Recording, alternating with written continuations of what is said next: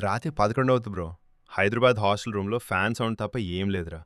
రాము bed మీద కూర్చొని ఫోన్‌లో అమ్మ పాత పిక్ చూస్తున్నాడు. అందులో అమ్మ అరటి ఆకు మీద అన్నం పెడుతుంది. చిన్న చిన్న ముద్దలు తినేస్తున్నాడు. ఆ స్మైల్, ఆ లవ్, కళ్ళు వాటర్ అయిపోయారా. అమ్మా, నువ్వక్కడ ఒంటరిగా, నేనిక్కడ ఒంటరిగా, ఇద్దరమూ ఒంటరిగా ఉన్నాం అని గుండెలో అనుకున్నాడు. బయట వర్షం కురుస్తుంది. ఆ సౌండ్లో ఊరి మట్టి స్మెల్, పొయ్యి మంట శబ్దం. అమ్మ, రాము లేవురా బాబూ, వేడి పప్పు తాగు అనే వాయిస్ వినిపించింది. ఫోన్ సైడ్ పెట్టి కళ్ళు మూసుకున్నాడు. ఒక్క సెకండ్. అమ్మ హగ్ ఫీల్ అయిందిరా. గ్రామంలోనే ఉన్నట్టు అనిపించింది, కానట్టు అనిపించింది.